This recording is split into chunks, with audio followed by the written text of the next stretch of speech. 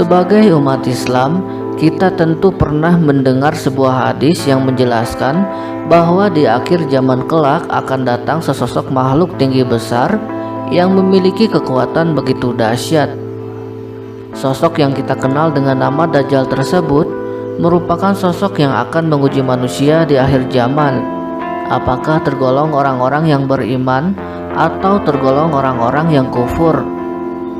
Dajjal diyakini merupakan seorang manusia yang sudah hidup sejak zaman Nabi Ibrahim, dan karena Allah menangguhkan ajalnya seperti halnya iblis, ia tetap masih hidup hingga saat ini, dipenjarakan di sebuah tempat yang masih menjadi misteri. Dalam beberapa hadis dijelaskan bahwa asal-usul Dajjal adalah seorang keturunan Yahudi. Ia lahir dari orang tua yang postur tubuhnya tinggi gemuk dengan hidung sangat mancung menyerupai paruh burung. Secara lebih lengkap, Imam Al-Barzanji juga pernah menyebut jika asal-usul moyang Dajjal adalah seorang dukun Yahudi yang kawin dengan wanita dari keturunan jin. Moyang Dajjal ini hidup di zaman Nabi Sulaiman alaihi salam. Oleh Nabi Sulaiman, moyang Dajjal dan istrinya yang berasal dari golongan jin disebutkan sempat dipenjarakan dan ditangkap karena ulahnya dalam merusak akidah umat. Adapun terlepas dari pendapat Imam Al-Barzanji tersebut, asal-usul Dajjal hingga kini tetap saja masih misterius, mengingat sumber referensi dan hadis yang membahas hal ini memang sangat terbatas.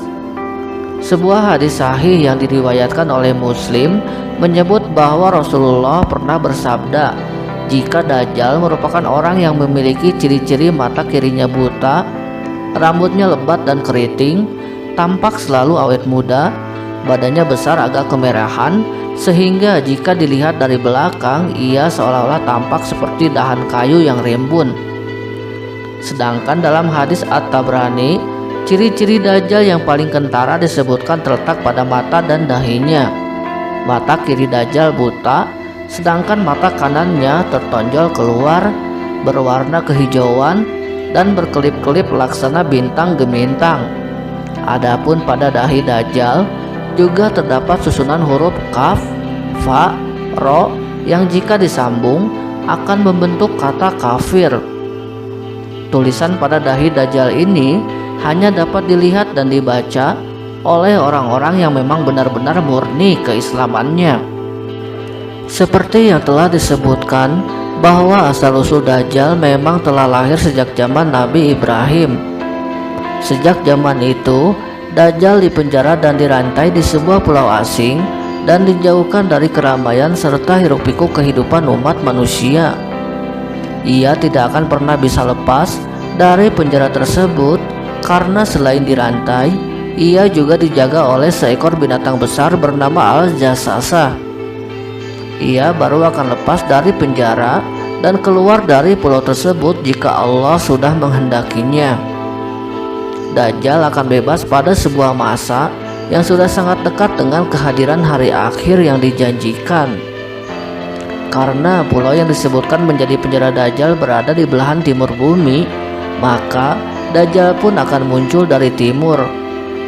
Ia diizinkan oleh Allah untuk keluar menjelajah sekeliling dunia dan menyebarkan fitnah serta ajarannya. Ia akan melakukan tipu daya pada orang-orang yang hidup di zaman itu sehingga mereka mengakui bahwa dirinya adalah Tuhan. Orang yang kuat imannya akan berani menentang ajaran tersebut meski nyawanya dipertaruhkan. Sedangkan bagi orang yang imannya lemah, ia akan menurut dan menjadi pendukung serta menjadi hamba Dajjal. Dalam menyebarkan fitnah dan ajarannya, Dajjal dibekali dengan kekuatan yang luar biasa besar yang diberikan oleh Allah Subhanahu wa Ta'ala. Segala kesenangan hidup akan dikaruniakan kepadanya. Seluruh makhluk langit dan bumi akan tunduk pada perintahnya. Adapun dalam sebuah riwayat disebutkan bahwa sebelum kemunculan Dajjal, manusia akan diuji dengan kemarau panjang selama 3 tahun berturut-turut.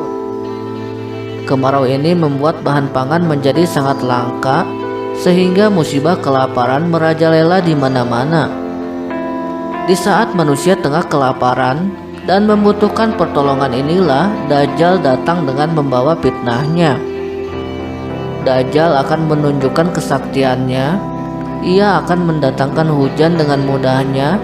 Ia akan menumbuhkan berbagai tanaman sebagai sumber makanan bagi para hambanya yang mengakui bahwa dirinya adalah Tuhan semesta alam. Umat muslim yang kuat imannya akan tetap kukuh mempertahankan akidahnya meski mereka mengalami kelaparan. Mereka tetap tak akan mau mengakui Dajjal sebagai Tuhannya hingga husnul khotimah menjemput. Fitnah asal-usul Dajjal akan terus berlanjut pada masa 40 hari setelah kemunculannya pertama kali. Ia akan terus menguji keimanan manusia di akhir zaman hingga pemisah antara umat Islam sejati dan umat yang kafir benar-benar terlihat jelas. Wallahu a'lam bishawab.